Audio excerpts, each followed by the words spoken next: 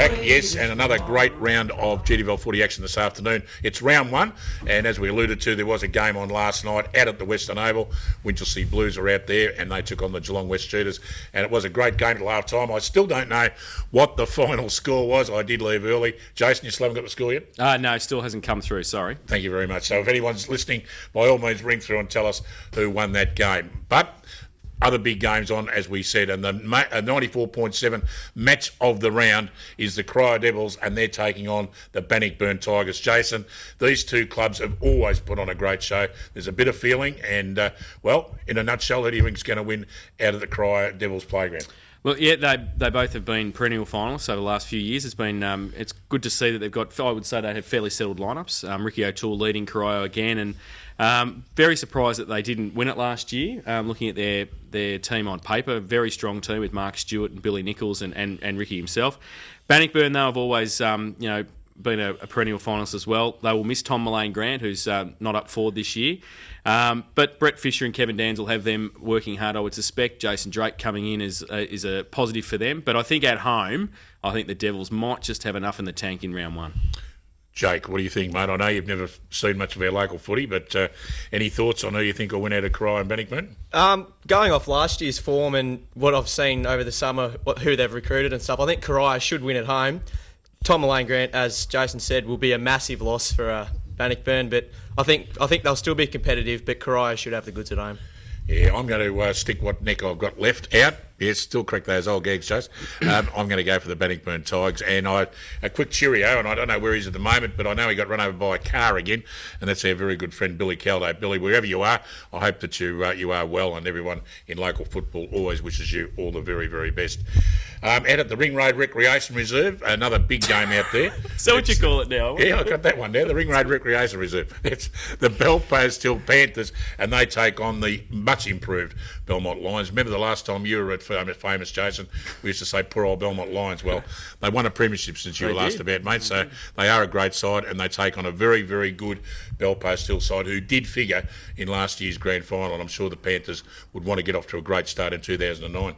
Yes, I'd say they'd be aching about not winning last year's grand final on Belpost Hill. So I suspect the boys at home will try and start with a win.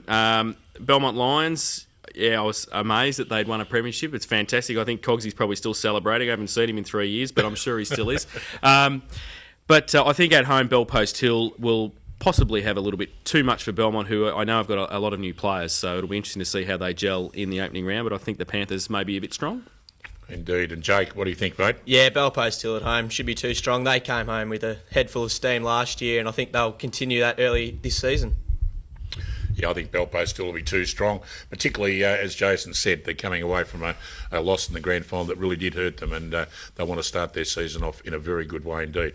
Out at Footrot Flats, it's the Anarchy Roos. They take on the Tommy Tigers, and I only saw Anarchy so far once this year in a practice game against North Geelong, and they looked like they were struggling a little bit, but you never know with Anarchy, particularly out at home, the home of the famous Anarchy burgers. They're just sensational out there.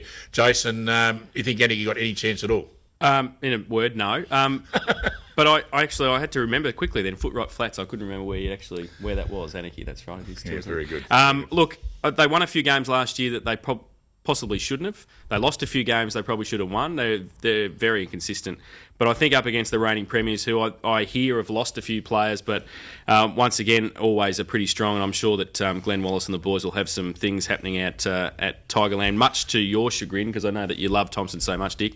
But I think they'll be too strong for the Roos. Jake, when you get to go out to Anarchy, you'll love it out there. It really is a country footy ground at its best, and half-time is something to be seen, to be believed, I've got to tell you. Get in early. You've built it up for me now. I can't wait to get out there. I usually get out there about 12 just for a quote. It is absolutely sensational. Who do you think out of the Anarchy Roos and the Tommy Tigers? Obviously, Thompson being the reigning premier should be too good for Anarchy. The pre-season form of the Premiers, though, hasn't been too promising. They got smashed by Bowen Heads. They did. 20 goals or something it was. So I'm sure Glenn Wallace has been working them very hard over the last few weeks, and they'll come out with their heads full of steam. And it's back on again out at Osborne Park, the home of Geelong's fabulous Magpies. Not that the media team does take sides at all, but the mighty Magpies are back in town again. They've had fantastic pre-season form. They knocked off North Shore, gave St Albans a bit of a run for their money, belted Anarchy and just got knocked off by, now you can all laugh, you blokes, Lake Windaree last week. That's right, Lake Windaree, one of the all-time great sides of modern football. And, gee, they wouldn't have much water to worry about up at Lake Windaree, would they? No, wouldn't they be called Pond Windaree now? That's very good, Jason. Yeah, You're still doing good gags. Thank you. The North Geelong Magpies, I don't think I'll have any problem at all against Inverleigh, Jason. Oh, well, hang on a minute. Yeah, well, that's all right. I'm trying to be controversial. Yeah, I know you are. I think Inverleigh will go okay. I think they've picked up a few players. I think the biggest addition for the Magpies and is Frank Foppiani is their coach. He's obviously a proven campaigner in local football, and I think it's a real coup to have him at the Magpies. It's going to be a close game. Maybe because they're at home, I might have to just stretch for the Magpies. Get off. I don't want you on the bandwagon. We don't want you on the bandwagon. Now, Jake, you know the rules. You just pick North Geelong. Yeah, no, I was going to pick them anyway. Not just from what you've been saying, but they've got some great young players out there, and I think they would have improved over the summer, and I reckon they'll start the season with a big win. Yes, the nephew's still playing at full forward. Oh, is he? Toddy Is Elsie, he really? the nephew's still out there. All the relations are out there. We're doing DNA next week. It'll be amazing. We're all related somewhere along the line.